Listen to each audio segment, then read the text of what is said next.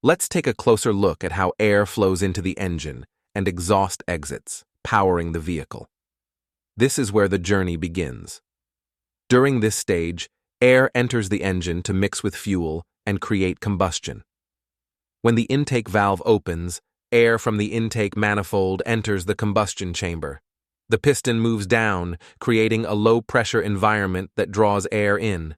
The mixture of air and fuel is critical. It determines the efficiency of the combustion process. After the intake valve closes, the compression stage begins, preparing the mixture for ignition. Once the air-fuel mixture is compressed, a spark ignites it, causing combustion. This explosion drives the piston down, creating the power that moves the vehicle. Now that the fuel has been burned, we need to remove the exhaust gases. The exhaust process begins when the exhaust valve opens.